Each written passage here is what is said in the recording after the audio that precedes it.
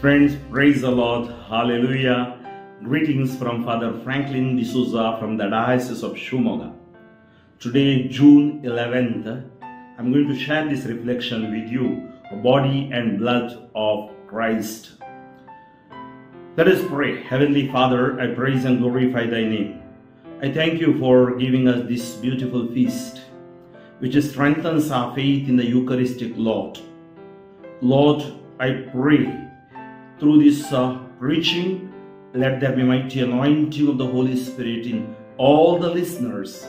Especially give them the grace to understand the readings of today. May God bless you. Amen.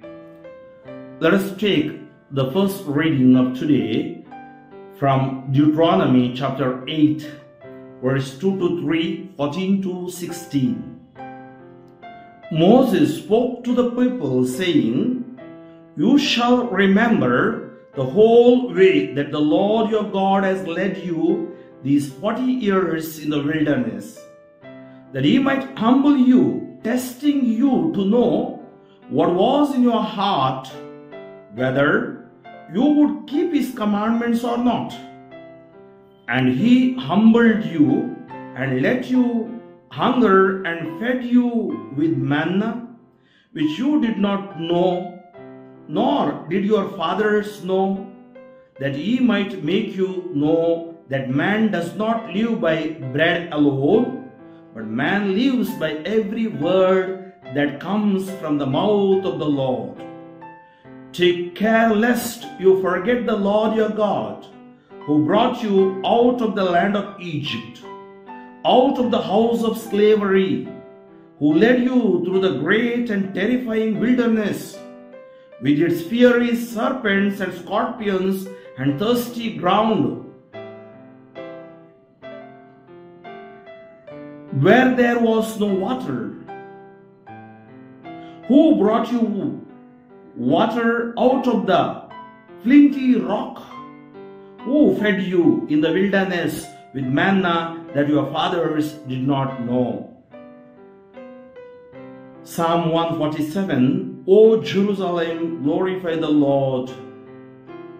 O Jerusalem, glorify the Lord. O Zion, praise your God. He has strengthened the bars of your gates. He has blessed your children within you. O Jerusalem, glorify the Lord. He established peace on your borders. He gives you your fill of finest wheat.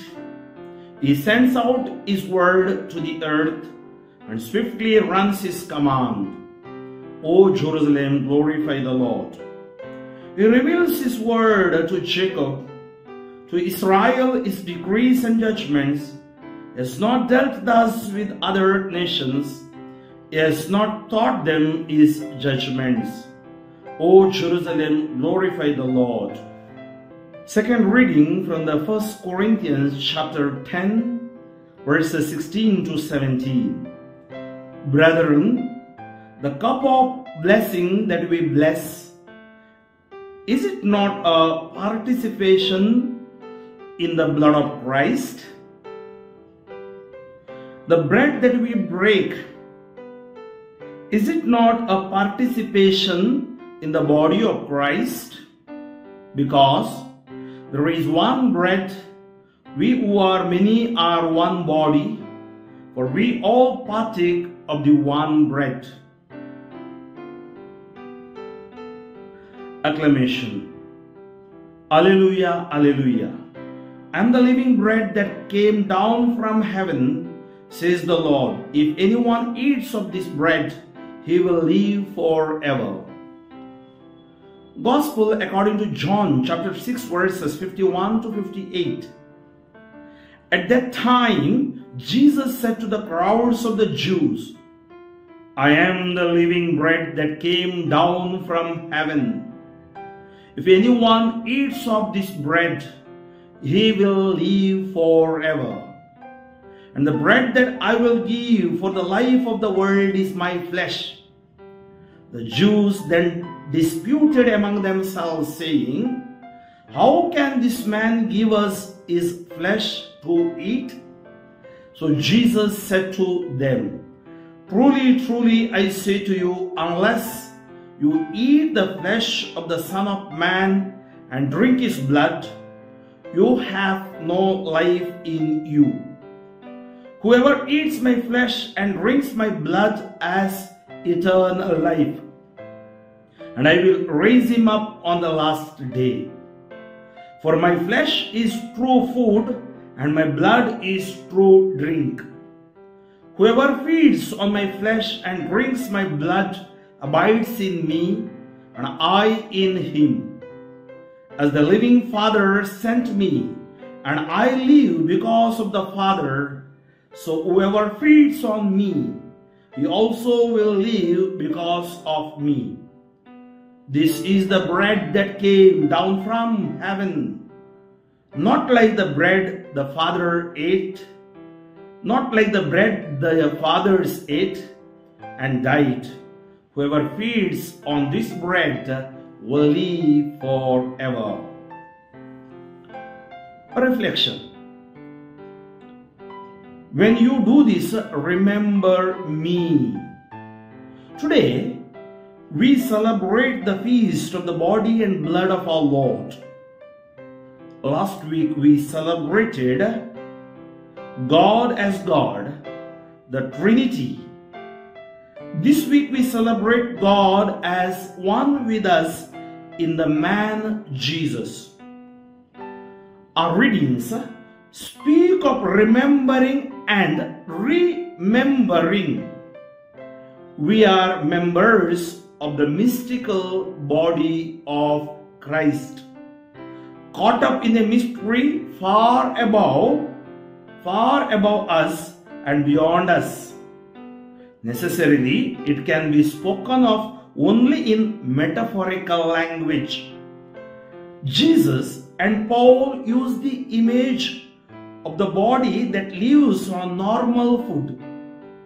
To eat means to welcome, to accept, to receive, which is what we do when we take and eat.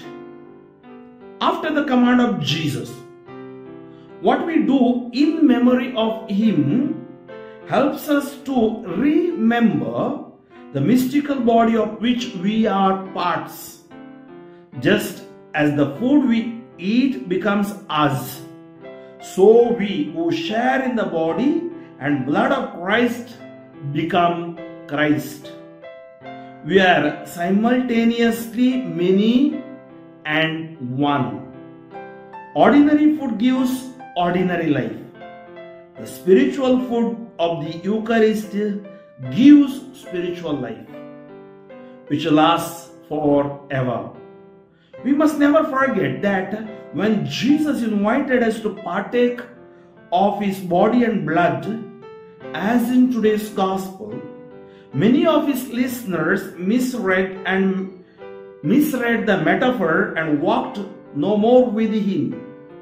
Jesus still asks, do you also want to go away?